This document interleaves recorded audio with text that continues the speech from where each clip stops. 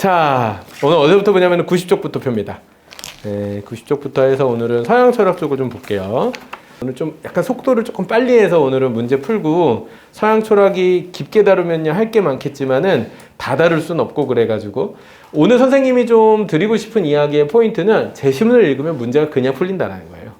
거의 여러분들 실제로 만나는 이렇게 문제들 중에서 정말 이제 고3 정도가 되면 제시문 이해는 이제 사실 잘 했는데도 선지가 너무 어려워서 일부러 우리를 틀리게 하려는 헷갈리는 선지들이 많이 나오는데, 지금 우리가 공부하는 단계는 선지를 보려는 게 아니라 계속해서 큰 목차와 배경 지식의 기초 구성들을 통해서 지문을 정확하게 이해하는 법, 구조 독해를 배우려고 합니다. 그리고 과정을 통해서 거기에 필요한 배경 지식이 되는 이론 같은 내용들을 정리하는 건데, 지난주에 이제 본성론을 이야기하면서 어쩌면 도덕론의 문제가 정치적인 견해와 굉장히 밀접하게 연관이 돼 있고, 철학에는 그런 주제가 항상 나온다 라는 얘기를 했었습니다.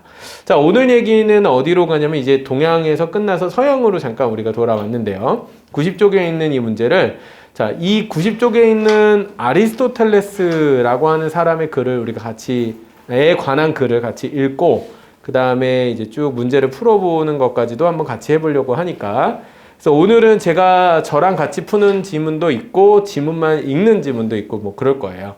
자, 그러면 문제를 보면서 여러분 제목 잡는 거 계속 제가 질문 드릴 테니까 여러분 도와주시면은 같이 얘기하면서 풀어보도록 할게요.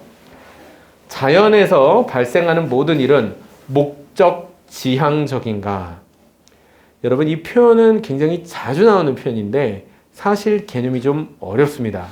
목적 지향적인가? 자, 이 말을 좀 더 쉽게 설명드릴게요. 목적이 있는 것인가? 라는 질문이에요. 그냥 목적이 있냐? 자, 우린 목적이 있다면 항상 목적을 지향하게 돼 있어. 지향한다는 말은 무조건 따라붙는 말이야. 따라서 뭔가 지향점이 있다. 뭘 지향한다는 거야? 목적이 있음을 지향한다라는 얘기인데, 예를 들어 난 대학을 가고 싶어. 야, 인간은 모두 다 목적이 있단 말이지. 그럼 목적이 있으면 그 목적을 쫓아가는 건 너무 당연한 얘기이기 때문에 지향적이라는 말을 쓰지 않아도 똑같은 거야. 그래서 목적, 지향적. 물론 나중에 가면 자기 목적적이라는 말도 또 나와. 이건 더 어려운 표현이야. 자기 목적적이라는 말 뜻은 뭔 것 같아? 지금 나를 위한 이렇게 다 얘기를 했잖아. 그지? 나라는 존재가 있고 나의 목적이 있어. 자, 목적 지향적이라는 건 뭐야? 목적이 있으면 목적을 향해 간다는 얘기지. 자, 그럼 자기 목적적이라는 말이 굳이 따로 나와야 되는 이유는 뭘까? 그렇지. 내가 목적이다라는 거야. 자기 목적적이라는 거는 그렇기 때문에 나의 목적이 아니고 나 자신이 목적이 되는 거야. 자, 목적이라는 단어는 항상 쌍으로 존재해. 누구랑 존재해? 목적이 있으면. 뭐가 존재해? 목적과 항상 쌍으로 다니는 개념. 계획이라는 말도 틀린 말은 아니지만 항상 실현하기 위한 수단. 자, 이거는 반드시 그냥 둘은 쌍으로 외워야 돼. 목적과 수단의 관계는 굉장히 중요한 거야. 이게 뒤바뀌면 돼, 안 돼? 안 되는 거지. 자, 목적이 행복이고 수단은 대학이야. 알겠어? 이게 뒤바뀌면 안 되는 거야.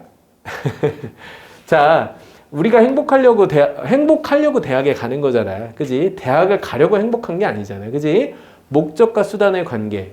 자, 인간은 모든 일에 있어서 목적과 같은 역할을 해. 왜? 다른 동물들에게는 없는 무엇을? 이성을 가지고 있는 존재이기 때문에 한 목적적이며 자기 목적적이다라는 말. 즉, 인간은 그 어떤 무언가의 수단이 될 수 없고 인간 자체가 최상의 목적이다라는 말을 하는 사람들이 있어. 그게 바로 자기 목적적이라는 뜻이야. 자, 어쨌든 뭐 나중에 이거 어려운 개념은 나중에 가지만 이 목적이라는 개념은 워낙 자주 등장하기 때문에 나의 목적, 나를 위한 목적의 개념이 아니라 나 자신이 목적이 된다라고 하는 다소 어려운 개념. 자, 이런 얘기를 예를 들면은 칸트 같은 사람들이 많이 했단 말이야. 그래서 그러면 내가 목적이면 나머지는 뭐가 되는 거야? 나의, 그렇지. 그렇기 때문에 동물을 이용하고 학대해도 괜찮아. 이게 무슨 나쁜 얘기가 아니고, 야, 우리도 다 치킨 먹잖아. 치킨 먹는 게 비도덕적인 행동이야? 자, 사람 죽이는 거, 물론 동물을 잔인하게 학대하거나 죽이는 게 비윤리적일 수는 있어. 하지만 근본적으로 인간 생명을 해하는 것과 동물 생명을 해하는 것을 동등한 가치로 우린 두지는 않지. 일반적으로. 법적으로 봐도 그렇고. 왜? 인간과 동물은 다르기 때문에 그런 거야. 그지? 그럼 인간은 다른 동물들 대비 뭔가 우월하거나. 자, 이 표현을 어떻게도 할 수 있다? 인간은 다른 무언가의 수단이 되는 존재가 아닌 것이야. 그게 뭐야? 그 자체로서 목적인 존재라고 이야기하는 거지. 종교적으로 보면 이건 거의 신에 해당하는 이야기일 수 있어. 즉 상위 목적이 없는 개념.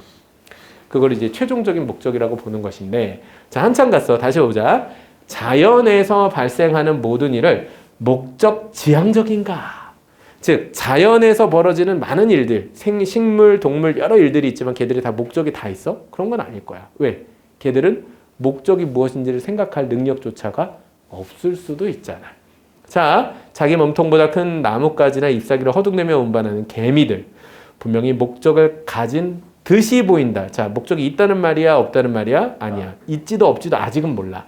있는 듯 보인다라고 할 뿐인 거야. 그런데 가을에 지는 낙엽이나 한밤중에 쏟아지는 우박도 과연 목적을 지닐까?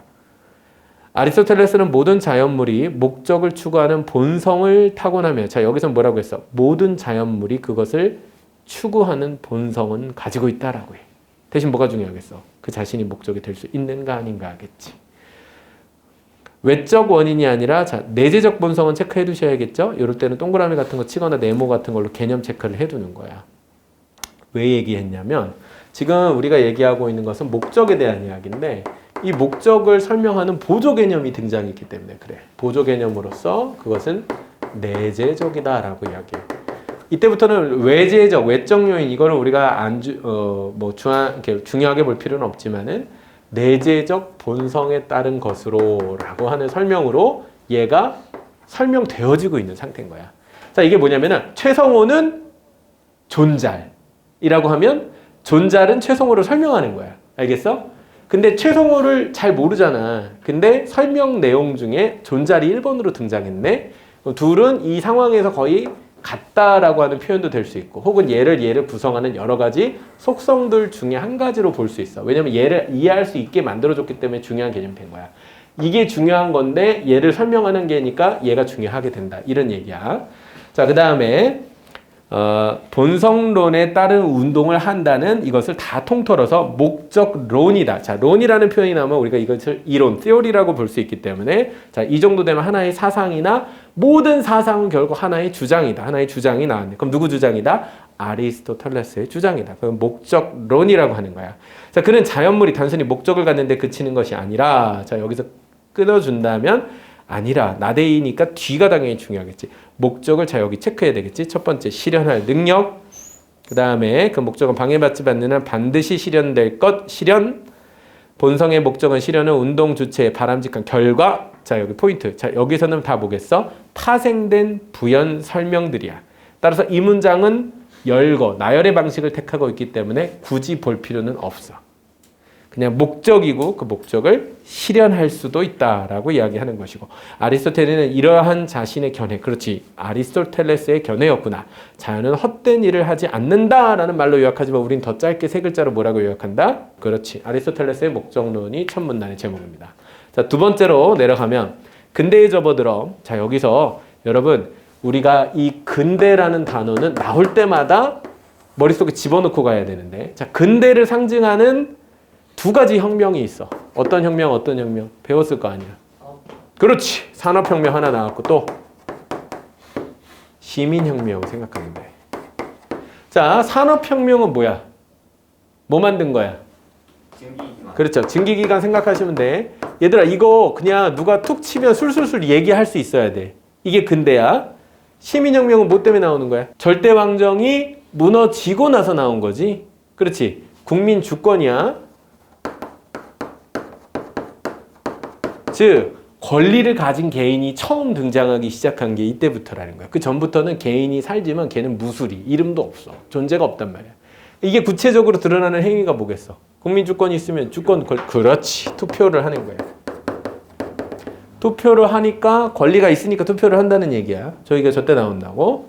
자, 증기기관은 알겠지만은 엄청난 생산성의 발전으로 이어지죠. 경제적인 부흥이니까 이건 당연히 경제 영역으로 이어지고, 아래쪽은 상대적으로 정치적인, 물론 과학적인 발견이긴 하지만, 자, 근대에 접어들어. 우리는 여기서 항상 근대 앞에 있는 중세와의 차이, 이런 걸 항상 염두에 둘 수 있어야 돼. 모든 사물이 생명력을 갖지 않는 일종의 기계, 그럼 기계에 동그라미 하고 견해가 강조되면서 아리스토텔레스의 목적론은 비과학적이라는 이유로 많은 비판에 직면한다. 자, 그럼 이것은 첫 문단에 소개한 아리스토텔레스의 목적론에 대한 비판으로서 자, 그 근거가 되는 입장은 근대의 무슨 론? 사실은 기계론적 세계관을 가진 자연관을 가진 사람들에 의해서 자, 좀 더 예를 들어 봅시다. 자, 동그라미 치면서 가볼게요. 첫 번째는 갈릴레이, 그 다음에 목적론적 설명이 과학적 설명. 그 이따가 얘들아 우리 이거 지문 안 보고 문제 풀 거거든. 그 머릿속에 잘 집어넣어. 지금 요 정도 본 거는 그냥 지문 안 보고 문제 풀 수 있어. 같이 해볼 거야. 자, 갈릴레이는 잘 생각해봐. 목적론적 설명이 과학적 설명으로 사용될 수 없다. 목적론적 설명 누구야? 아리스토텔레스 얘기지. 그것은 과학적일 수 없다. 두 번째, 베이컨 동그라미. 두 번째 사람. 베이컨은 목적에 대한 탐구가 뭐라고 해? 이번에는 과학에 무익하다라고 평가한대. 무익하다가 핵심이야. 자, 첫 번째는 뭐라고 했어? 이것은 과학이 아니거나 과학이 될 수 없다. 불가능하다라고 한 거야. 두 번째는 목적에 대한 탐구가 과학에 뭐를 해를 끼친다. 무익하다. 유익할 것이 없다. 결과가 별로 좋지 않다라는 얘기야. 자, 그 다음에 스피노자는 목적론이 자연에 대한 이해를 왜곡한다라고. 즉, 자연을 잘못 이해하게 만든다라고 비판해. 공통점은 뭐야? 다 목적론을 비판하는 거지. 이들의 비판은 목적론이 인간 이해의 자연물도 이성을 갖는 것으로 의인화한다는 것이다.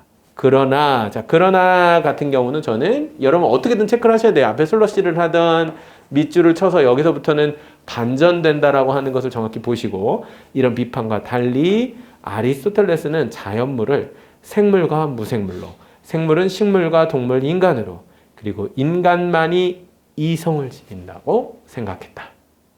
그 두 번째 문단의 제목은 뭘까요? 아리스토텔레스 혹은 그의 목적론에 대한 비판이라고만 적으셔도 돼요. 물론 핵심 주장은 맨 마지막에 있었지. 그렇지만 그 비판은 아리스토텔레스의 의견을 제대로 알지 못하는 거잖아. 그지? 근데 이것까지 다 쓰는 거는 제목이 너무 길어져. 그렇게 쓰지 말고 그냥 구조적인 큰 흐름으로는 아리스토텔레스의 목적론을 비판하는 이들의 주장입니다. 세 번째, 자, 졸면 안 돼. 뒤에 이거 가서 문제 다 풀어야 된다. 일부 현대학자들은 근대 사상가들이 당시 과학에 기초한 기계론적 모형. 자, 기계론 어떤 단어랑 같이 따라다닌다고 그랬어?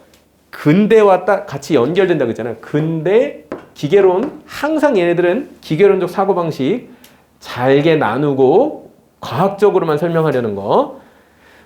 자, 근데 일부 현대학자들은 근대 사상가들이 당시 과학에 기초한 기계론적 모형이 더 설득력을 갖는다는 일종의 교조적. 야, 이거 좀 어렵다. 교조적 뜻 뭐야?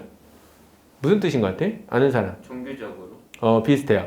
교조적이라는 것은 주장과 근거가 논리적인지 등을 따지지 않고 그냥 신념적으로 믿는 행위, 그러니까 종교적이라는 뜻과 가장 유사해. 종교적 믿음에 의존했을 뿐 아리스토텔레스의 목적론을 거부할 충분한 근거를 제시하지 못했다고 비판한다. 자, 이 문장이 한 문장이야. 너무 길어. 그냥 핵심 항상 어디서 본다? 잘 모르고 너무 길면 서술로만 본다. 비판한다. 누가 비판한 거야? 현대학자들의 비판이야. 자, 이번에 누굴 비판한 거야? 아리스토텔레스를 비판한 게 아니라 아리스토텔레스를 깠던 근대 사상가들을 다시 깐 거야. 그지? 그러니 이 현대학자들은 바로 위에 있는 근대학자들과는 입장이 다르겠지. 아리스토텔레스의 목적론을 거부할 충분한 근거를 제시하지 못했다고 비판한다. 자, 이 말은 무슨 얘기냐면 비판 자체에 대해서 뭐라고 하는 게 아니라 그 비판에 근거가 없다라는 말이에요. 자, 보자. 이런 맥락에서 자, 이번에 또 인물이 또 등장해. 볼로틴. 동그라미 치고. 머리로 생각하자. 체크하는 거는 머릿속에 이 장면을 하나의 이미지처럼 남기려고 하는 거야. 임팩트를 찍으려고 하는 거지 이거를 다 보려고 하는 게 아니야. 자, 잘 기억해. 근대 과학이 자연의 목적이 없음을 보이지도 못했고. 누구가? 근대 과학이. 자, 과학도 뭐라고 했어? 야, 이 자연물에는 목적이 없잖아. 야, 이 책상에 무슨 목적이 있겠어? 없잖아, 그냥. 이라고 우겼을 뿐이지 실제 없다는 걸 증명해낸 적도 없다는 거야. 이런 생각들이 막 많아져가지고 사실은 오늘날의 현대의 과학 철학, 양자역학 이런 이야기까지 나오기 시작한 거야. 누가 봐도 옛날에는 눈에 보이는 것들이 전부일 거라고 믿었거든. 사고가 떨어지는데 이건 이유가 있겠지. 뭐 힘이 있어서가 아니겠어. 이런 식의 생각들로 고정된 법칙이 다스리는 세상을 생각했는데 그런 의미에서 떨어진 사과에 무슨 목적이 있겠어. 막 이렇게 생각을 했지. 근데 그마저도 아닐 수 있다라는 생각 같은 이런 희한한 생각들이 현대 철학에 많이 나오기 때문에 재밌는 장면이죠. 자, 여태까지는 볼로틴 얘기였어. 그렇게 하려는 시도조차 하지 않았다고 지적한다. 또한 두 번째, 우드필드. 목적론적 설명이 과학적 설명은 아니지만, 자, 목적론적 설명이 과학적 설명은 아니지만, 아니라고는 했네. 목적론에 그렇다고 해서 옳고 그름을 확인할 수조차 없기 때문에. 자, 이 얘기는 마치 뭐냐? 야, 우리가 죽어서 천국이나 지옥이 있다, 내세가 있다. 입증하기 힘든 주장이야. 틀렸다고 말할 수 있지만 그 말이 틀렸다는 사실인 것을 누구도 입증하기는 어려운 주장이야. 따라서 이것은 참거짓으로 구분하기 힘든 명제가 되지. 목적론이 그렇다고 해서 거짓이라고 할 수도 없다고 지적한다. 자, 현대학자들의 의견은 분명히 조금 더 이해하기 어려운 한 단계 수준이 높은 논의인 건 사실이야. 자, 그러면 이쪽 의견은 뭐야? 현대학자들의 비판이라고 하거나 혹은 목적론에 대한 옹호라고도 볼 수 있겠지. 그렇다고 틀렸다고 할 건 아니잖아. 라는 정도의 얘기인 거야. 17세기 과학은 실험을 통해 과학적 설명의 참거짓을 확인할 것을 요구했고 그런 경향은 그러니까 17세기의 과학은 실험을 통해서 확인할 걸 요구했다. 이거 누구 얘기한 거야? 근대 얘기하는 거야? 현대 얘기하는 거야? 근대겠지. 그치? 17세기 과학이니까 실험을 통해서 참거짓. 바로 위에서 뭐라고 했어요? 현대학자들이. 야, 그런 거 확인할 수 없다. 이렇게 얘기했었잖아.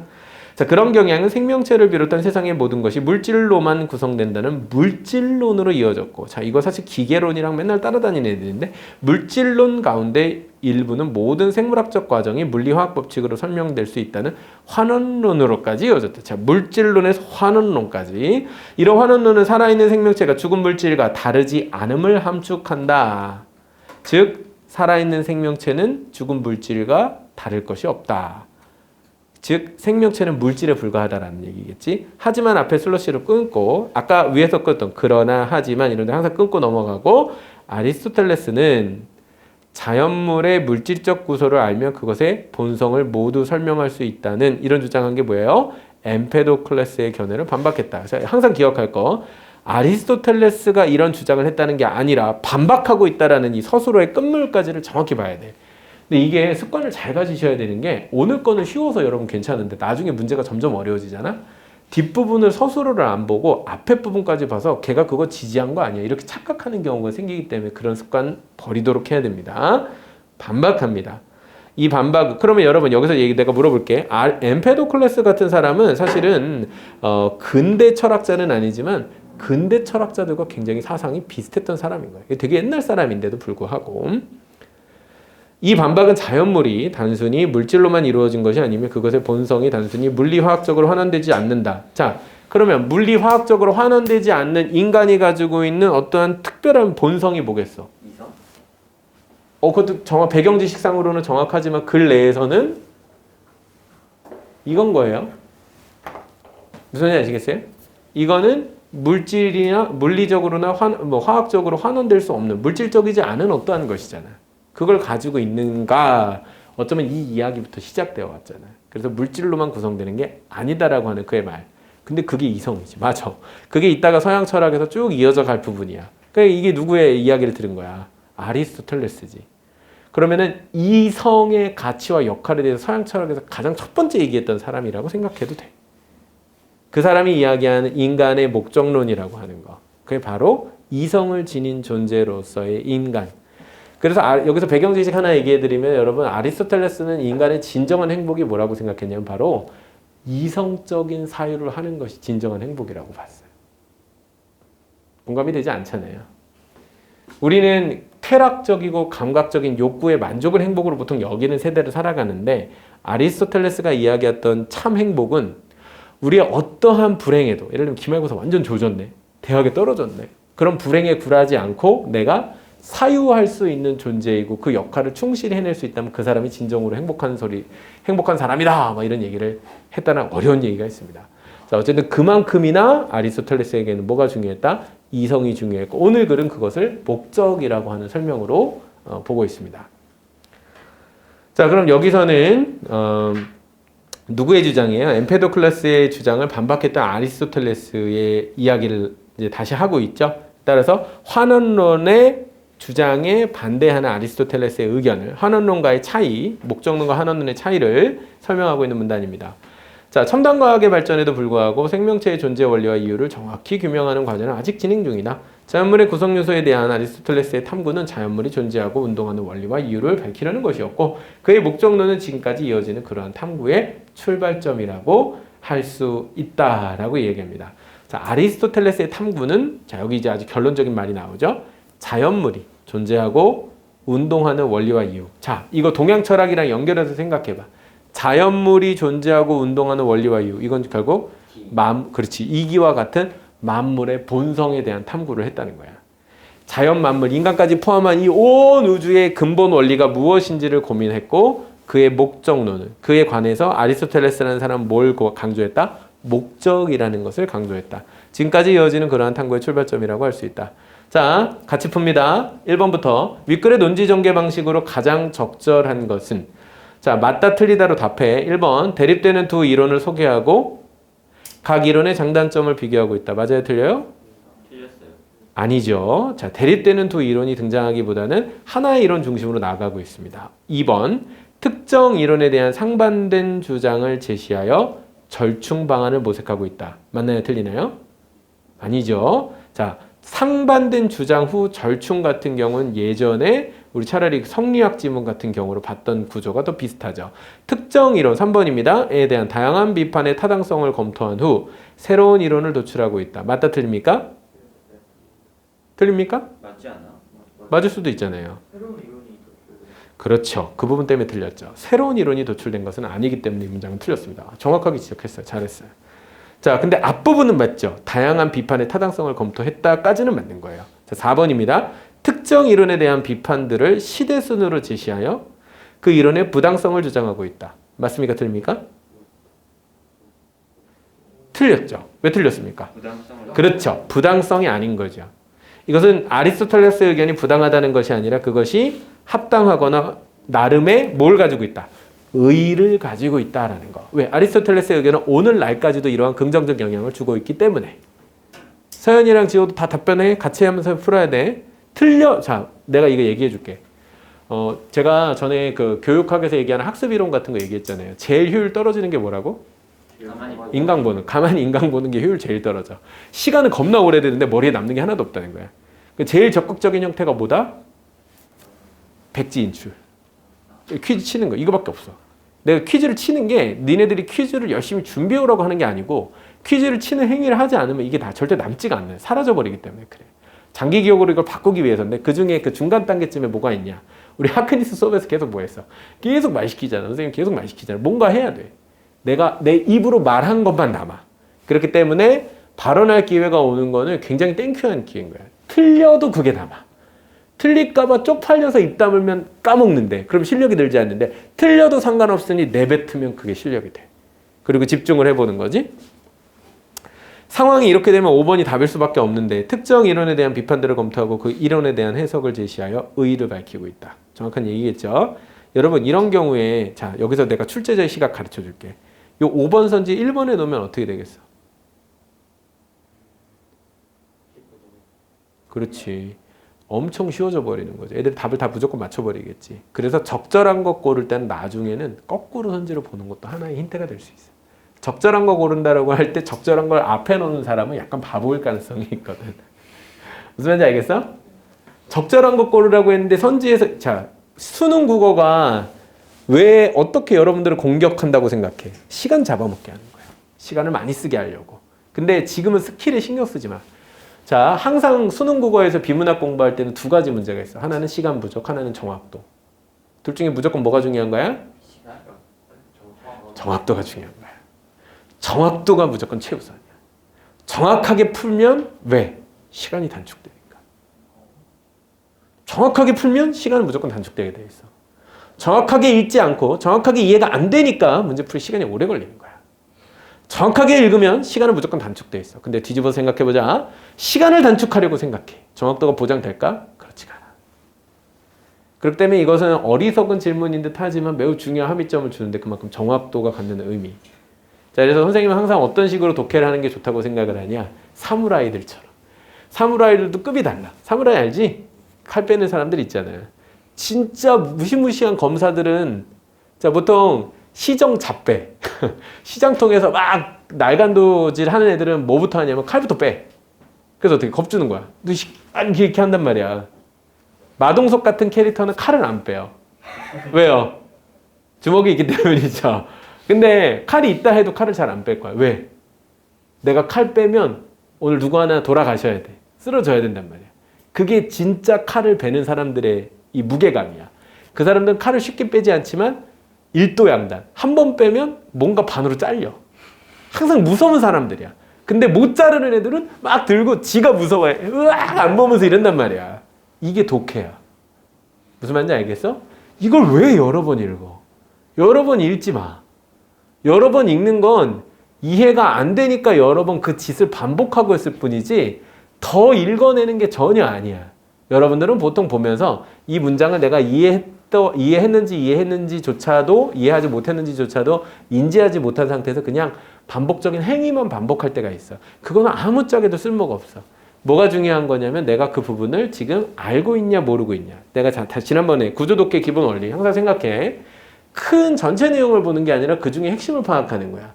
그럼 전체 여러 개의 문단들 중에 핵심 문단은 어디이고? 그럼 보통 후반부에 있을 가능성이 높다는 얘기야. 그 다음에 하나의 문단 안에 여러 개의 문장들이 있는데 그 중에서 어떤 문장이 가장 핵심인지를 알 수 있어야 되고 그러면 그 중에서도 핵심 문장 하나를 고르더라도 그 핵심 문장에서 가장 핵심이 되는 단어가 무엇인지를 알아야 되지. 소연아, 전체 글에 오늘 아리스토텔레스의 무엇에 대한 얘기 책 제시문 보지 마. 전체 글에서 가장 중요했던 단어가 뭐야? 그렇지. 이게 네 머릿속에 있어야 되는 거예요. 그리고 그게 장기적으로 유지되면 비슷한 내용을 또 만나게 된다는 얘기야. 알겠어? 자, 너 나랑 한번 해보자. 목적론에 대해서 전체 이 글이 어떤 흐름으로 갔었는지 한번 얘기해봐. 처음에 뭐가 나왔어? 이 글에 대해서. 나 보고 얘기해. 처음에 뭐가 나왔어?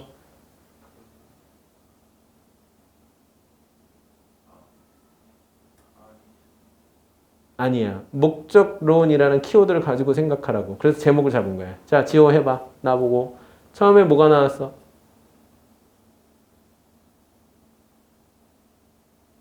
패스. 승리. 처음에 뭐가 나왔어? 목적론이 뭐고 목적 지향령이 뭔지 설명하고 그 다음에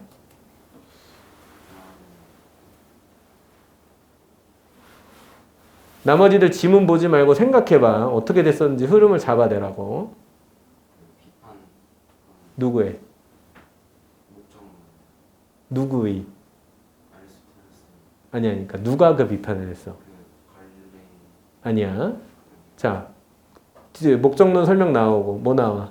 근대 철학자들의 비판. 네. 다음에 그리고 현대 철학자들의 그 옹호. 그 다음에 그다음이 목적론과 대비되는 개념 뭐였어? 환원론. 환원론과의 차이. 그 다음에 마지막에 의.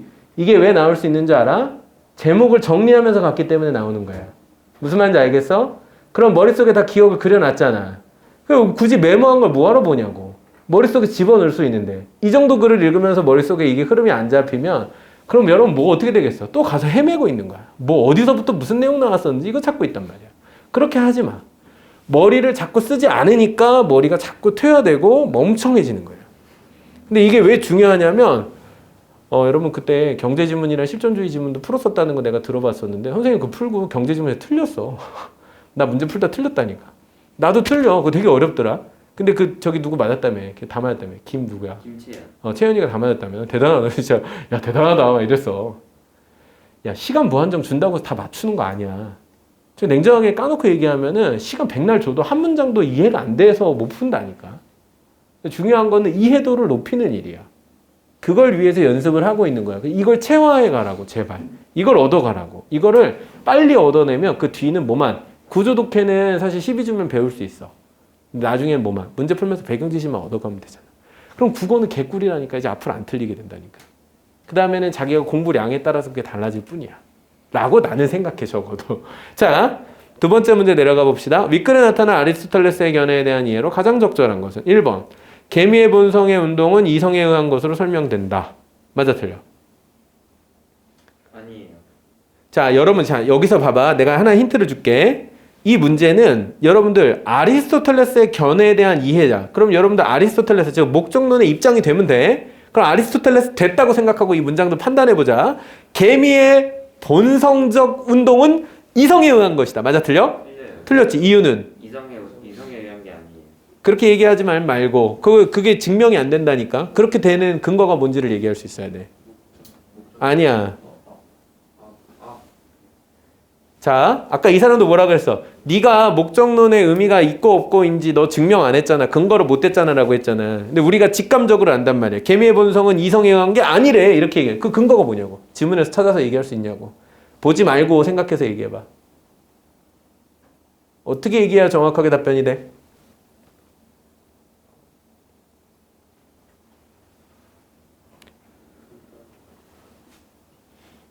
자, 두 번째 문단 맨 마지막 줄.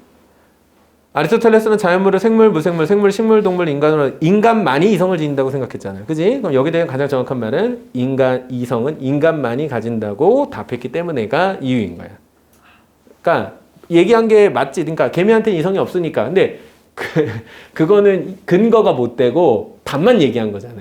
그냥 이게 틀렸다는 답을 알기 때문에 답을 얘기한 거지만 그게 왜 맞는지 근거를 못 댄 거잖아. 요렇게 공부를 하면 안 돼. 지금 포인트를 알려주는 거야. 얘를 지금 뭐라 하는 게 아니고. 알겠지? 다들 어떻게 봐야 되는지.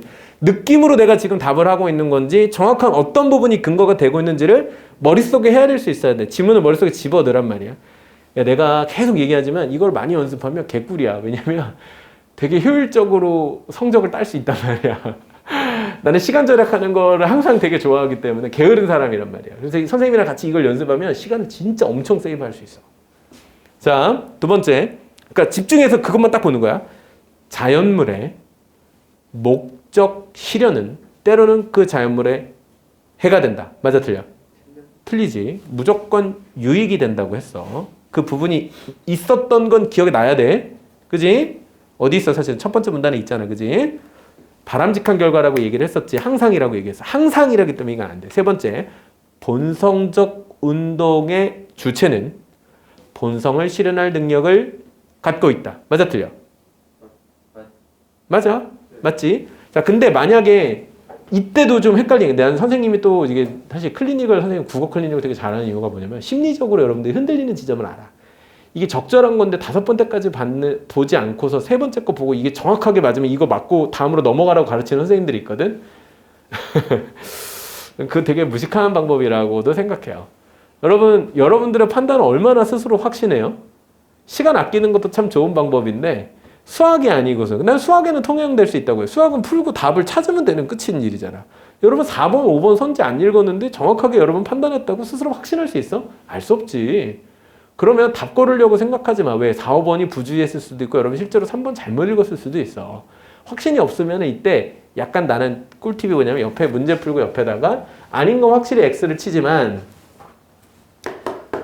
아리까리한 거는 물음표, 맞는 거 같은데 확신이 없는 건 세모 정도로 체크를 하고 다음 것도 읽어야 돼. 대신 빠르게 읽을 수 있겠지.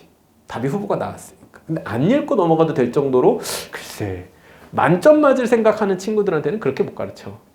근데 이제 보통 시중에 나와 있는 어떤 뭐 강의들 보면은 왠지 막 한 3, 4등급 친구들한테 와 저거 꿀팁, 야 시간 절약 대박, 그런 걸로 되는 게 아닙니다. 기본은 정확도고 정확도가 뒷받침이 돼야 다 맞지 이 사람들아. 공부의 목표는 항상 되게 단순해. 다 맞는 거밖에 없거든. 그게 무슨 얘기야? 다 맞지 못한 시험은 내가 여전히 모르는 게 많이 남아있었다라는 거야. 그래서 여러분도 내가 가급적이면 훈련을 더 시켜주려면 퀴즈도 틀린 거 다시 재시험 보고 계속 공부를 시켜주면 좋은데 시간이 안 되니까 그렇게 못 해주는 게 좀 아쉽긴 하지만 여러분 이 공부법을 꼭 기억하셔야 돼요. 왜? 이거 가지고 내신 시험 준비하셔야 돼. 나중에 내신 시험은 진짜 그렇게 해야 돼. 다 외운 것 같은데 3번, 4번, 5번 완벽할 때까지 계속하고 시험 보러 가야 되거든. 자, 다음입니다. 4번째. 낙엽운동은 그럼 이제부터는 어떤 관점으로 보는 거야? 심리적으로. 틀린 내용만 빠르게 찾아내면 되겠지. 맞게 판단하려고 하지 말고 틀린 거 찾아내려고 하는 관점으로 봐도 괜찮은 거야. 심리적으로. 낙엽의 운동은 본성적 목적 개념으로 설명되지 않는다. 틀렸어. 왜? 모든 운동은 설명이 돼. 모든 운동은 설명이 돼. 자, 모든 운동이 목적이 그 자신이냐라는 걸 이성을 가지고 있냐라는 걸 물어보는 게 아니라 모든 사물에는 목적이 적용된다는 말을 전제해서 봐야 돼. 5번. 자연물의 본성적 운동은 외적 원인에 의해 야기되기도 한다. 없죠. 이런 얘기는 나온 적이 없었어. 그지? 비교적 그렇게 어려운 건 아니었어. 자, 지금 여러분들 집중해서 풀어보자. 3번은 조금 난이도 있다고 생각해. 3번 지금부터 시간 줘볼게. 3분 안에 판단해봐. 아까 선생님이랑 3번째 문단을 꼼꼼히 읽었던 이유가 어쩌면 3번째, 2번째 문단이 이 부분과 연결이 많이 되죠. 답을 일단 체크는 해봅시다. 맞았는지 틀린지 스스로 채점해보세요. 정답은 2번입니다. 2번. 네, 2번이고. 자, 일단은 틀린 부분을 그러면 같이 한번 체크업을 해볼게요. 1번. 갈릴레이와 볼로티는 목적론이 근대과학에 기초한 기계론적 모형이라고 비판한다. 자, 그러면 목적론이 기계론적 모형이라고 비판한다. 어디가 틀렸을까요?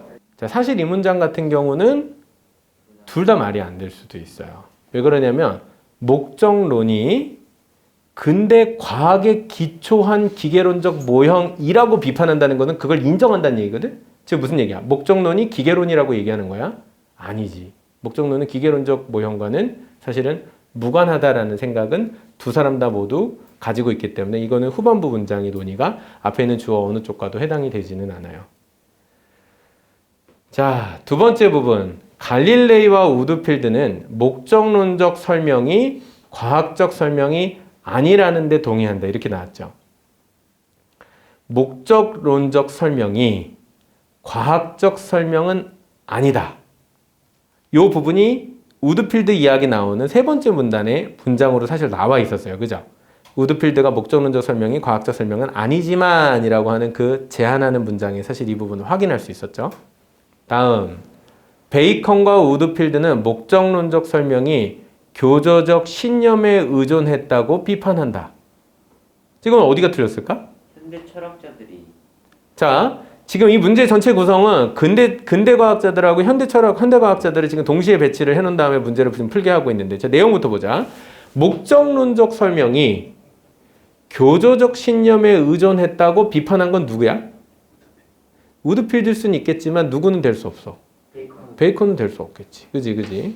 그래서 베이컨 같은 경우, 자, 그래서 그런 부분으로 해석을 하고, 자, 다음에 스피노자와 볼로틴, 목적론이 자연에 대한 이해를 확장한다고. 이거는 아예 틀렸겠지. 긍정적인 방향으로 얘기를 했으니까. 특히나 스피노자는 이렇게 얘기를 할 수 없고, 오히려 왜곡을 시킨다고 주장을 했으니까. 이건 너무 쉽게 부정이 되고, 목적론지, 사물을 의인화하기 때문에 거짓이라고 주장한다라고 하는 주장이 누구에게는 적용될 수 없어.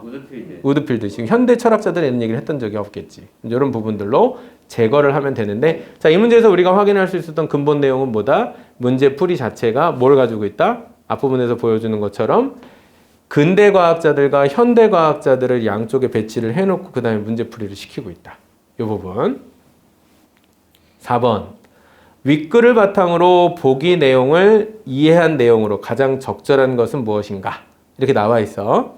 자, 여기서도 보면 마이어의 주장에 대해서 우리가 설명을 하고 있는데, 마이어는, 자, 위에 있는 3개는 뭐야? 아리스토텔레스처럼이 나와 있지. 그럼 밑에 있는 2개는 아리스토텔레스와 달리 이렇게 나와 있지. 그러니까 이것은 일단 포인트가 형식적으로 뭐가 있냐면, 과연 마이어와 아리스토텔레스의 주장이 같냐? 아니면 달리, 다르냐? 라고 하는 포인트를 일단 가지고 있는데, 위에는 보기를 한번 봅시다. 생물학자 마이어는 생명체의 특징을 보여주는 이론으로 창발론을 제시한다. 그는 생명체가 분자, 세포, 조직에서 개체군에 이르기까지 단계적으로 점점 더 복잡한 체계를 구성하며 세포 이상의 단계에서 각 체계의 고유 활동은 미리 정해진 목적을 수행한다고 생각한다. 창발론은 복잡성의 수준이 한 단계씩 오를 때마다 구성 요소에 관한 지식만으로 예측할 수 없는 특성들이 나타난다는 이론이다. 마이어는 여전히 생명체가 물질만으로 구성된다고 보지만 물리화학적 법칙으로 모두 설명되지는 않는다고 본다. 자, 그럼 이 창발론이라고 하는 것도 목적 그게 혹은 이성이라는 말까지는 아니지만 더 뭔가 복잡해지는 단계에서 단순히 환원되지 않는 어떤 특성을 가지고 있다라는 의견으로 비교적 누구의 의견과 아리스토텔레스의 의견과 다소 유사한 의견처럼 보일 수 있겠죠. 여기 일단 응용이 한번 돼야 되는데 지금부터 밑에 있는 1번부터 5번까지를 풀 때 사실 독해가 중요하다라고 하는 거는 선지의 구조나 농락에 우리가 당해낼 필요가 없어. 그냥 마이어는 이라고 하는 공통 주제가 있기 때문에 처럼 달리와 상관없이 뒷부분에 있는 문장만 보고 이게 맞는지 틀리는지를 판단해도 우리는 답을 알 수 있거든. 첫 번째부터 보자. 엠페도클레스의 물질론적 견해가 적절하다. 마이어는. 마이어는 뭐라고 했어? 아리스토텔레스랑 의견이 같다 그랬지. 엠페도클레스의 견해가 적절하다. 맞아 틀려? 틀리지. 왜? 아까 아리스토텔레스는 엠페도클레스의 주장을 비판한다고 얘기했잖아. 환원론에 대한 비판이라고. 두 번째. 자연물이 물질만으로 구성된다는 물질론에 동의하겠군. 맞아 틀려? 틀렸지. 아리스토텔레스는 그렇게 생각하지 않잖아. 마이어 역시 마찬가지고. 그 다음에 생명체의 특성들은 구성 요소들에 관한 지식만으로 예측할 수 없다고 보겠군. 맞아 틀려? 이거는 맞지. 그래서 왜? 지식만으로는 예측할 수 없다. 왜? 그 이상의 요소가 분명히 존재하기 때문에라는 얘기고. 그 다음에 마이어는 아리스토텔레스와 달리 자 여기 모든 자연물이 목적지향적으로 운동한다고 보겠군. 맞아 틀려? 틀렸지. 모든 자 그 다음에 모든 자연물의 이거는 근데 왜 틀렸어? 그렇죠. 달리 때문에 틀리는 거죠. 그죠? 요거는 문장 자체는 사실은 맞아. 선생님이 만약에 후반부만 물어봤다고 하면 맞는 게 맞고 마이어 역시 목적지향적인 운동에 대해서 긍정했는데 다만 여기서 불확실한 게 있어. 그렇다고 해서 이 사람이 얘기하는 복잡성의 핵심을 과연 우리가 이 사람이 이성으로 얘기하고 있는지 아닌지는 정확히 알 수 없기 때문에 후반부도 사실은 마이어의 견해가 이러한지는 정확히 확인할 수 없고 무엇보다 그것이 달리라고 지금 표현하는 부분이 사실 다르지가 않고 두 사람은 거의 유사한 의견을 갖고 있기 때문에 참이라고 볼 수 없고요. 다섯 번째, 마이어는 아리스토텔레스와 달리 모든 자연물의 본성에 대한 물리화학적 환원을 인정하겠군. 자, 그렇죠. 모든 자연물의 본성에 대한 물리화학적을 인정하지 않죠. 누구다? 둘 다. 그렇죠. 그렇기 때문에 달리라고 이야기하면 마이어만 인정하지 않는 것처럼 보이지만 사실은 아리스토텔레스도 인정하지 않기 때문에 둘 다 역시 모두 이 주장을 인정하지 않죠.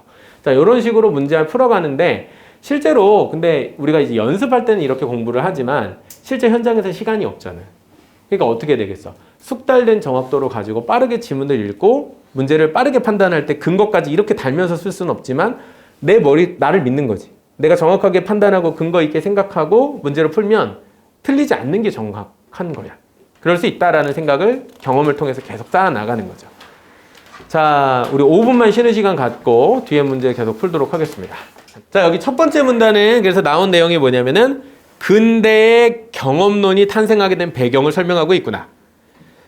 그 다음에 두 번째 문단입니다. 경험론이란 인간의 인식이나 지식의 근원을 자, 여기 지식을 얻게 되는 근본적인 원리가 인간의 지각, 즉 경험에서 찾는 철학적 입장을 가리킨다. 경험에서 그것이 비롯된다. 인간의 지각이나 경험에서 비롯되는 것. 즉 인간의 경험이 모든 지식의 근원이다. 자, 그러면 첫 부분에서 나왔던 중세의 생각과는 뭐가 다른 거예요? 상상 또 혹은 그것이 신 중심의 사상에서 인간 중심의 사상으로 바뀌어지게 되는 거죠. 요게 바로 이제 근대의 원리라는 걸 이해시키기 위한 대비 구도입니다. 굳이 지혜는 경험의 딸이다라는 레오나르도 다빈치의 말이 아니더라도 경험이 어떤 가르침을 준다는 사실을 부인할 사람은 드물 것이다. 즉 지혜는 경험에서 나온다라고 레오나르도 다빈치가 이야기를 했는데 경험이 어떤 가르침, 곧 지혜나 지식을 준다는 사실을 누가 부정하겠는가? 경험을 통해 무엇을 알게 되는 것은 그만큼 모든 사람들이 일상적으로 겪는 과정이기 때문에 자, 이거죠. 이 입장을 거부하는 것은 쉽지 않다. 제목을 어떻게 잡을까? 경험론을 거부하기는 매우 쉽지 않다. 부정문은 항상 긍정형으로 좀 바꿔서 제목을 만들 필요가 있거든요. 어떻게 해볼 수 있을까? 그것을 누구도 부정할 수 없다라는 게 이 사람의 주장인 거야. 첫 번째 주장은 뭐야? 경험론은 모두에게 지식을 가져다 준다. 지식과 지혜를 제공해 준다. 그리고 이 사실은 모든 사람들도 비슷하게 겪거나 다 받아들이기 때문에 거부하기가 쉽지 않다. 그만큼 모든 사람들이 쉽지 않다. 자, 불가능하다까지는 아니지만 매우 높은 수준으로까지 얘기했거든. 그래서 그것을 절대적이다라고 하는 표현 혹은 선생님이 생각했던 표현은 그것이 지니는 보편성. 어떤 특정한 사람들의 생각만이 아니라 모두가 그렇게 생각할 만한, 즉 경험론의 보편성. 이렇게도 제목을 잡아볼 수 있어요. 어쨌든 어떤 방식으로든 내 머릿속에서 갈무리를 지으려고 노력을 해야 된다는 얘기야. 다음으로 내려가 볼게. 경험론의 전통은 멀리 고대 그리스의 소피스트, 키레네 학파까지 올라가지만 제안했네. 이게 중요한 게 아니겠네. 합리론에 대립되는 본격적인 경험론은 이게 중요하겠지. 프랜시스 베이컨. 그래서 제대로 된 경험론의 대표 주자는 바로 베이컨이다 라고 보면 되는데, 근데 여기서 또 다른 개념이 하나 등장했는데 그것은 합리론에 대립되는. 자, 근데 합리론은 사실 앞에서 우리가 생각했던 이런 상상이나 신 쪽이랑 또 연결되는 개념이 아닌 거니까 또 다른 새로운 개념이 하나 등장한 거죠. 맥락 없이. 사실 이 두 사상은, 그러니까 합리론과 경험론은 모두 자연과학의 발전에 영향을 받았지만, 그럼 봐봐. 자연과학이 어디야? 근대잖아, 근대. 여기 중세고.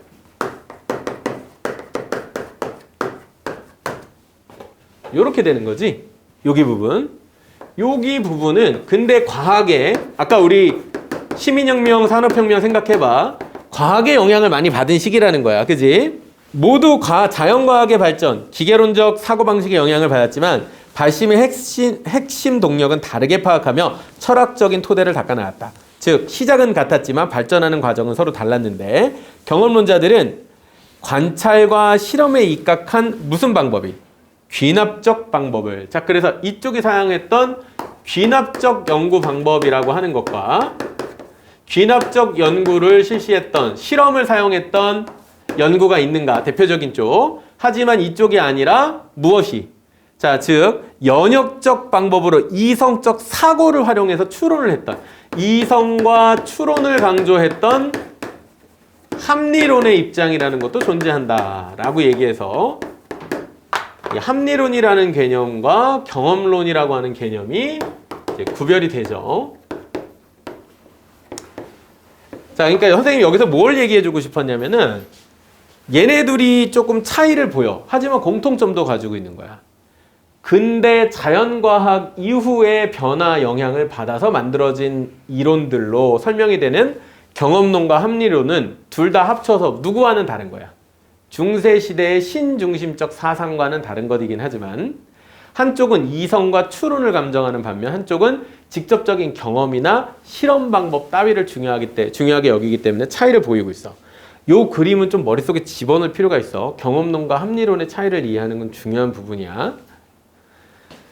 자, 그 다음에 경험론자들은, 그럼 여기서는 뭐예요? 경험론과 합리론의 차이점에 대한 설명이지. 자, 다음 문단. 경험론자들은 귀납법을 통해 구체적이고 개별적인 사례들에서 인간과 자연에 대한 보편적인 법칙을 알아갈 수 있다고 생각했다. 하지만 조금 더 생각해보면 경험론은 한계가 있음을 알 수 있다. 자, 여기까지 얘기를 했어. 뭐야? 경험론의 한계가 무엇인지를 얘기하는데. 자, 다시 첫 문장 다시 보자. 귀납법을 통해 구체적이고 개별적인 사례들, 예를 들면 내가 만났던 백조들은 모두 하얗던데? 라고 하는 사건들에서 인간과 자연에 대한 보편적 법칙, 예를 들면 모든 백조는 하얗다와 같은 법칙을 이끌어낼 수 있다고 생각을 해. 하지만 조금 더 생각해보면 경험론은 한계가 항상 있는데, 예를 들어 똑같은 장소를 걸어서 지나친 여행자와 기차를 타고 지나친 여행자를 생각해보자. 똑같은 장소를 걸어서 지나갔던 사람, 그 다음에 기차를 타고 지나간, 장소는 동일하지만 그 두 여행자가 장소를 바라봤던 경험은 분명 다를 것이다. 경험이 어떻다? 서로 다르다. 경험이 특수하다. 서로 같지 않다. 동일하지 않다라는 이야기. 그런 점에서 경험의 세계는 절대적으로라는 말이 그래서 어려워진다라고 이야기합니다. 경험은 절대적이지 못함. 그러므로 자신의 경험에 오류가 있을 수도 받아들이는 겸허한 태도가 필요하다. 바로 경험론의 한계입니다. 그럼에도 불구하고 인간에게 있어 의미 있고, 자, 이거 뭐야? 그럼에도 불구하고 라고 얘기했으니 앞부분은 당연히 부정적인 이야기를 했다면 이번에는 좀 더 긍정적인 걸로 반전. 근거 있는 인식은 경험에서 출발한다는 경험론의 입장은 여전히 설득력이 있다. 그리고 근대 이후 철학들은 경험론에서 바라본 경험의 의미를 존중하면서 그 의미를 나름대로 확장했다. 칸트의 관념론은 정신의 경험까지, 라캉의 구조론은 무의식의 경험까지 의미를 넓힌 것이다. 근대 이후 철학들은 경험론에서 바라본 경험의 의미를 존중하면서 그건 절대적이거나 완벽한 것은 아니지만 그래도 그것은 매우 쓸모가 있다라고 여기면서 칸트의 관념론은 정신의 경험. 재밌는 표현인데 칸트는 원래 이성을 강조하고 대륙의 합리론을 강조하는 대표적인 사람 중에 한 명이거든. 근데 여기서는 이 머릿속에 있는 이성도 뭐랑 연결이 된다는 거야? 정신도 경험을 하며 발전한다는 얘기를 했다는 거야. 이성도 경험을. 그만큼 봐봐. 경험이라는 것이 영향을 줬던 건 어쩌면 순수한 경험론뿐만 아니라 어떤 합리론자들에게도 이성이 항상 고정되어 있는 게 아니라 경험을 통해서 영향을 받거나 발전해 가기도 한다라는 말을 하기도 했대. 자, 그 다음에 칸트의 관념론은 정신의 경험까지, 라캉의 구조론은 무의식의 경험. 여기도 포인트는 뭐야? 정신의 경험, 무의식의 경험, 경험이 강조된다는 포인트인 거지. 이처럼 근대, 자, 여기 이제 이후의 철학은 상당 부분 경험론의 영향 아래에 진행되었다고 해도 과언이 아니다. 그럼 이건 뭘까? 이 문단의 전체 제목은 경험론의 영향력. 좋은 얘기야. 그럼 이 지점에서 우리가 또 제목 잡을 때 항상 또 논리적으로 생각할 수 있는 키워드가 있어. 바로 한계가 있지. 지금 우리가 위에 부분에서 무엇의 한계를 얘기했잖아.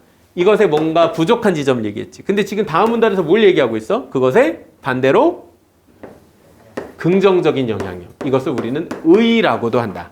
자, 오늘 굉장히 중요한 개념 배웠어. 목적에는 항상 따라다니는 게 누구라고 했어? 수단이 따라다닌다고 했지. 한계가 있으면 항상 뭐가 있다? 의의가 있다. 의의와 한계를 항상 나누어서 생각하는 걸 우리 뭐라고 그래? 평가라고 한다. 이걸 우리가 평가라고 하는 거야. 그럼 이 사람은 더 크게 보면 지금 무엇을? 경험론을 평가하고 있다고 문장이 나와도 맞는 거야. 평가하고 있는 거야. 왜? 이게 뭐야? 평가라는 것은 이 평가라는 말 속에 담긴 가짜라는 단어의 의미는 뭐냐면 가치를 의미해요. value. 가치를 평하는 거야. 이게 가치가 얼마나 되는지를 따져보는 거라고. 이해돼요? 가치를 따져보는 행위야.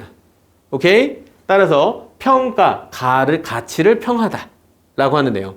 그러니까 이건 좀 안 좋은 가치, 부정적인 가치가 있고 여기는 긍정적인 가치가 있네. 얘는 이런 정도의 한계도 있지만 이런 정도의 의의가 있네. 무엇에 대해서 얘기했어? 근대는 무엇과? 바로 경험이라는 키워드로 이해를 해야 되고 그것을 오롯이 받아들이는 경험론적 입장도 있지만 합리론을 비롯해 다소 다른 방식을 사용한 이론들도 경험론의 영향을 모두 받았다라고 이야기를 하고 있는 거야. 요걸 머릿속에 놓고 그 다음에 뒤로 넘어가 보자. 이제 이야기가 어떻게 이어지는지 전혀 다른 글이지만 이걸 바탕으로 뒤에 글을 보면 또 이해가 달라져요. 자, 98쪽 다시 돌아와서 자 봅니다. 독일의 철학자 후설이 말하는 의식 주체는, 자 후설이 누군지는 우리가 중요하지 않지만 독일 나왔네. 독일이 사실은 합리론의 고향이에요. 경험론은 어디서 찾아볼 수 있을까? 영국입니다. 영국의 경험론자들이 있고 독일의 합리론자들이 있어요.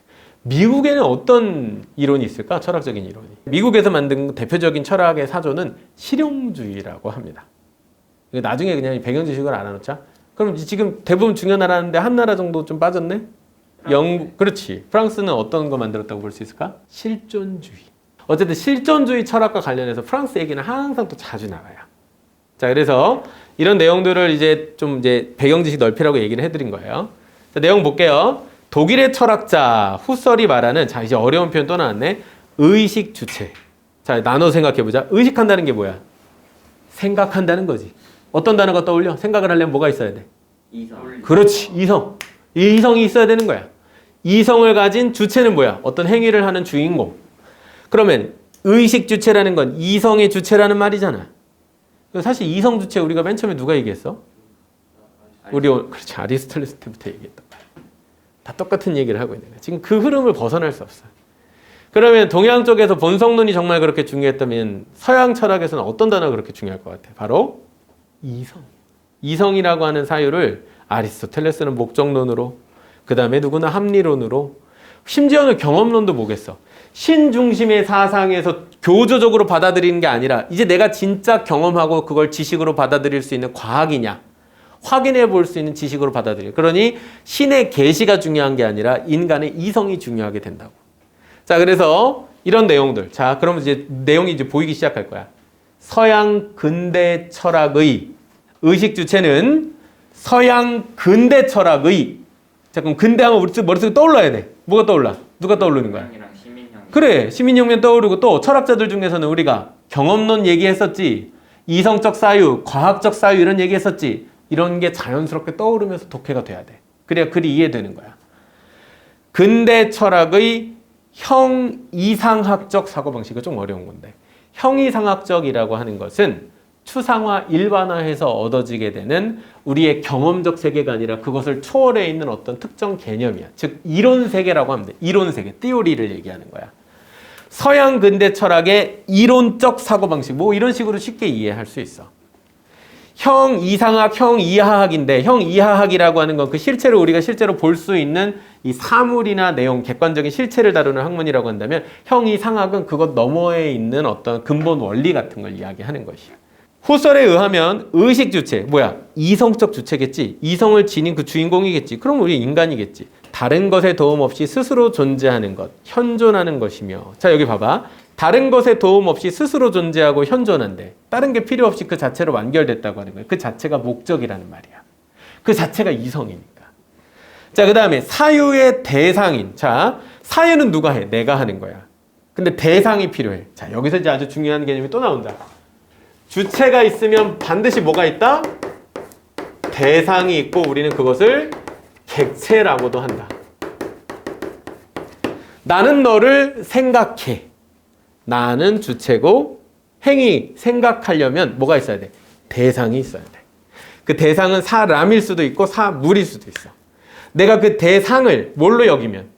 인격으로 대하고 여기면 사람과 사람의 관계가 되는 것이고, 내가 여기 사람이 존재하지만 그 사람을 마치 뭐처럼 대하면, 사물처럼, 물건처럼 대하면 이것은 일방적인 관계가 될 수도 있는 거야. 이해됩니까? 오케이. 자, 계속. 사유의 대상인 객체에 비해 우월하며 본질적이다. 누가? 주체가. 왜? 걔는 뭘 가지고 있어? 이성을 가지고 있으니까. 이와 같은 맥락에서 의식 주체인 정신은, 즉 의식 주체가 뭐야? 이성을 가진 주인공인 정신, 나는, 곧 정신은, 우리의 사유는, 생각은 나의 본질. 자, 본질이라는 단어는 이렇게 보시면 돼요. 나를 구성하는 요인이 아주 많겠지. 근데 그 중에서 가장 핵심 코어야. 이거 빠지면 내가 아니게 되는 거야. 이렇게 되면 뭐야? 이건 필충이 됩니다. 따라서 이것과 이것은 같은 말이 돼. 본질이라는 말은 거의 동의어와 같이 등호를 표현해도 되는 표현이야. 즉, 이 부분에서 나의 본질이라고 이야기하는 것은 내가 곧 이성이고 이성이 곧 나라는 거예요. 생각하는 것 자체가 인간의 가장 핵심이다. 그 자체로 완전하고 절대적이며 어떤 상황에서도 변하지 않는, 자, 여기 네모 쳐볼까요? 자기 동일성. 자기 자신이 어때? 항상 동일하대. 즉 변하지 않는 성질로서 절대적인 가치를 지니고 상황이 바뀌어도 항상 유지되는 나의 본질. 그게 뭐야? 이성이고 사유라는 얘기야. 그런데 이러한 관점은, 자, 여기서 이제 한번 주의를 환기시키죠. 이러한 관점은 이원대립적 사고방식으로, 자, 여기 이원대립적 사고방식, 이분법이지. 주체와 객체가, 그렇지. 객체가 처음 나왔지만 우리는 이미 나왔었지. 대상과 객체, 대상이라는 거. 우열관계 내지 착취관계에 있다고 보아 객체에 대한 주체의 지배를 정당화한다는데, 자, 뭐가 있다? 문제가 있다. 자, 그럼 여기서는 결론이, 앞에서는 후설의 이론을 설명한 다음에 그게 뭐야? 그의 의식 주체 이론이지. 이성을 가진 인간은 사물과는 다르고 그것에 대해 우월하다라고 생각했지. 그것이 갖는 문제점이 있다라는 걸 지적하는 거야. 그럼 이 문단의 제목은 의식 주체 이론이 갖는 문제점, 이런 식으로 정리가 되는 거야. 내 머릿속에 이렇게 갈무리가 되는 거지. 이 사람이 결국 하고 싶었던 얘기는 후설의 이론을 설명하려는 게 아니라 설명한 뒤에는 그것이 왜 문제를 가지고 있는지를 이야기하려고 하니까. 주체 개념의 정립이 17, 18세기 자본주의 소유 이론과 맞물려 있다는 것은 우연이 아니다. 이렇게 나오죠.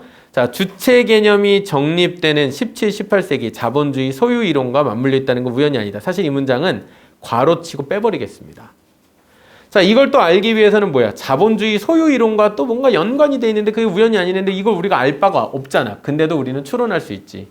자본주의 이론, 소유 이론과 얘의 특성을 그 앞문장에서 우리는 또 찾아볼 수 있을 거야. 그러니까 얘가 그것과 연결된다고 설명이 됐지. 즉, 뭘 얘기하려고 하는 걸까? 어떤 개념이 여기에도 들어있는 걸까?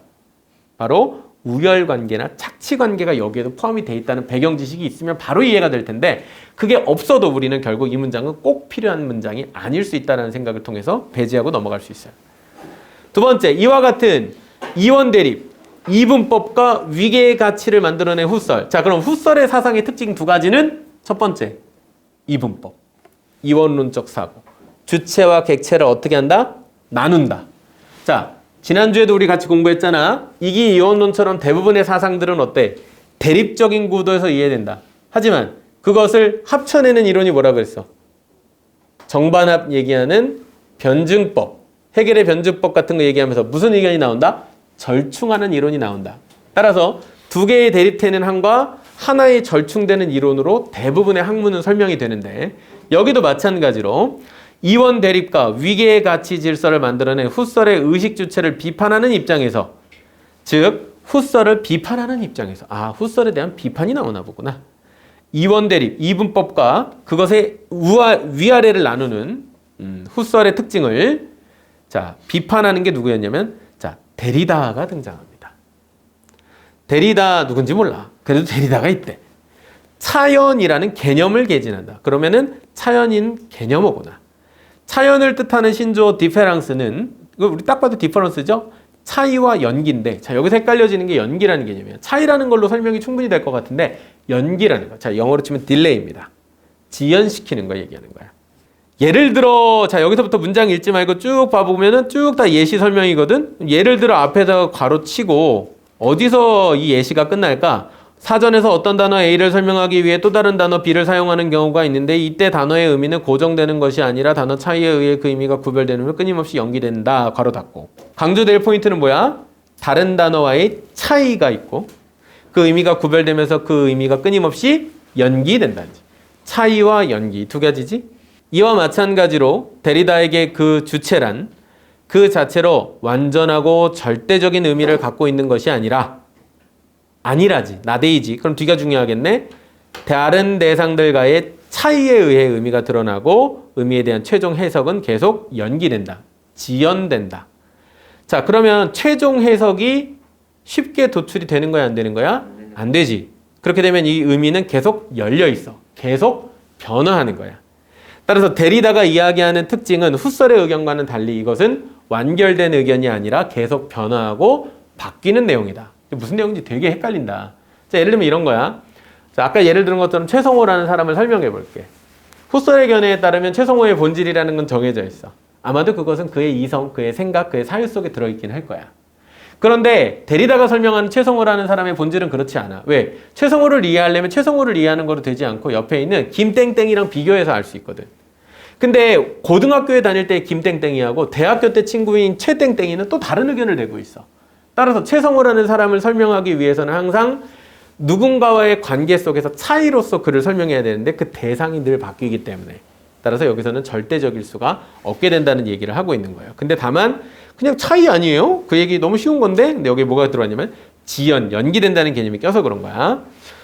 자, 데리다가 말하는 지연은, 차연은 단순히 의식 주체, 즉 이성적 주체에 대한 대립 개념이 아니라 여기 잘 봐야 돼. 단순히 이성적 주체에 대한 대립 개념이 아니래. 그럼 뭐야? 이성을 뭐 하는 게 아니라는 거야? 부정하는 게 아니라. 그렇지. 부정하는 게 아니라는 거야. 의식 주체의 절대적 위상 속에 은폐되어 있는 객체의 가치를 밝히는 새로운 개념. 뭐를 비판하는 거야? 이성 자체를 비판하는 게 아니라 그것의 절대성을 비판하는 거야. 자, 보세요. 이성 자체를 비판하는 게 아니고, 그러니까 우리가 여기서 이제 독해를 할 때 헷갈려지는 거야. 아까 후설을 얘기하면 이성인데? 하고 의식 주체 이거 아니야? 이렇게 얘기를 했는데, 그거를 데리다가 비판했대. 그러면 너 데리다 이거 부정하는 거 아니야? 아니, 그거 부정하는 게 아니고, 자, 이게 이제 아까 얘기한 거예요. 예를 들면 아까 경험론과 합리론 나왔잖아. 그럼 합리론 입장에서 경험의 역할을 부정한다. 맞을까 틀릴까? 틀린 거야. 그렇지. 걔도 영향 받는 거야. 그거 아예 부정해서가 아니야. 다만 강조점이 다른 거야. 지난번에 2환과 2의 견해도 그랬잖아. 둘의 공통점 뭐였어? 둘 다 뭐의 가치를 인정해? 2의 가치를 인정하지. 그지? 마찬가지로. 그럼 자, 여기서도 데리다의 견해 역시 완벽한 이분법적 대립이 아니라 사실은 이 견해를 어느 정도 인정하면서 하지만 뭐는 달라? 여기에 강조되지 않았던 바로 절대성에 대한 부정만을 하는 거야. 여기서는 상대성이 강조되는 거지. 이해됨? 이런 표현으로 나가고 있어요. 의식 주체의 절대적 위상 속에 은폐되어 있는 그 안에 숨겨져 있는 객체의 가치, 즉 그동안은 주체에 비해서는 항상 열등하고 부족한 걸로 여겨졌던 객체를 끄집어내서 그걸 새로 주목을 하게 됩니다. 데리다가 의식 주체 개념의 문제를 제기하는 이유는 형이상학적 전통 철학에서는 주체가 다른 것들과의 관계 속에서 그 의미가 드러난다는 것을 은폐하고 그 자체로 고정불변의 가치를 지닌다고 믿었기 때문이다. 문장이 엄청 길고 어렵지만 이해가 되죠. 앞에 부분을 이해했기 때문에 이 어려운 문장이 이해가 되는 거야. 다시 볼까? 의식 주체 개념, 이성적 주체. 문제 제기하는 이유는 형이상학적 전통 철학. 여태까지 우리가 다뤄왔던 아리스토텔레스부터 이야기했던 과연 이 이성이라는 게 뭐냐 이런 추상적인 이야기들. 주체가 항상 다른 것들과의 관계 속에서 의미가 드러난다는 것을 은폐했었어. 즉 인간이 이성적이고 사유한다는 것은 혼자서는 불가능하다. 왜? 사유할 대상이 있지 않으면 대체 어떻게 생각을 하느냐 이 얘기를 해주는 거예요. 따라서 너는 혼자 잘난 게 아니다라는 얘기를 해준 거지.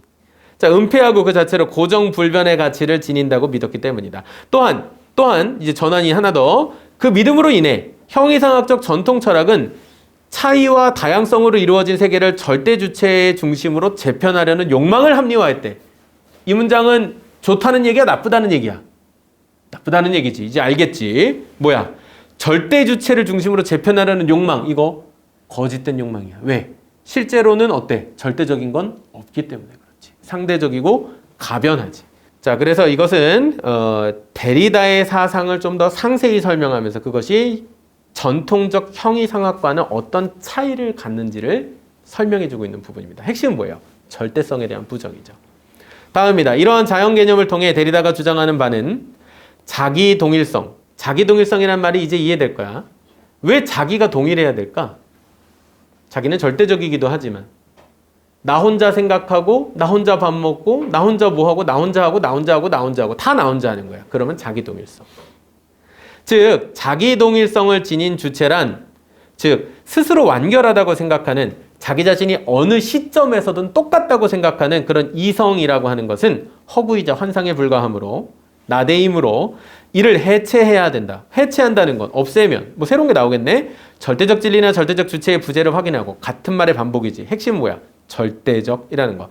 주체는 다른 것들과의 자 여기 핵심은 차이가 되겠지. 구성되는 것이지 자기 동일성, 것이지. 이게 중요하죠. 자기 동일성을 지닌 우월한 대상이 아니라는 것. 이거 계속 반복되지. 이제 계속 반복된다는 게 보이지. 데리다는 그 어떤 것에도 특권을 부여하지 않음으로써 어떤 것이 다른 무엇에 대해서 우월하다고 인정하지 않음으로써 형이상학적 전통 철학에서 전제하고 있는 절대적 진리의 있음을 없음으로 대체했다. 있음을 없음으로 대체했다. 그래서 절대적 진리는 없다는 거야. 자, 진리 자체가 없다라기보다는 지식이 없다라기보다는 그것이 절대적이지 않다는 말이야. 그의 사상은 대상마다 나름의 가치를 지니고 있다. 가치가 나왔지. 닫힌 세계에서 열린 세계로 나아가는 다양성의 세계를 나아가는 계기를 마련해주며 다원적 사고에 대한 가능성을 제시한 점에서 자 여기 뭐가 나와? 의의를 찾을 수 있다. 이렇게 대놓고 나오지. 근데 아까도 그랬잖아. 어떤 사상을 설명한 다음에는 그것의 한계와 의의를 마지막쯤에 이야기하게 되는데 의의라고 쓰지 않았지만 오늘 글은 또 의의라고 직접 밝히기도 했어. 철학과 사상 같은 경우에는 항상 완벽한 견해가 없기 때문에 어느 정도의 한계와 어느 정도의 의의를 다 가지고 있어요. 그럼 이 패턴을 어떻게 구조적으로 우리가 익히고 있는 거야. 이 사람이 한계 지적하네? 그럼 의의는 없나? 전면 비판인 건가? 아니구나. 일부, 자, 이거 봐봐. 전면 비판은 아니구나. 일부는 인정하지만 이 부분이 아니라는 거구나. 포인트는 절대성에 대한 부정이지 이성에 대한 부정이 아니구나. 근데 실제 학교 시험 문제는 어떤 나온다? 이분법적으로 물어보기 시작하는 거야. 데리다는 의식 주체를 부정, 비판, 어떤 형태로든 간에 이분법적 구도로 자꾸 이해하게 만드는 거야. 그러니까 핵심이 뭐야? 이분법적이지 않은 텍스트가 나왔는데 얘를 이분법처럼 이해하려고 하면 틀리게 된다는 얘기야. 그럼 우리가 이분법이 아닌 텍스트를 어떻게 본다? 그 텍스트가 가지고 있는 견해 차이를 나누어 봄으로써.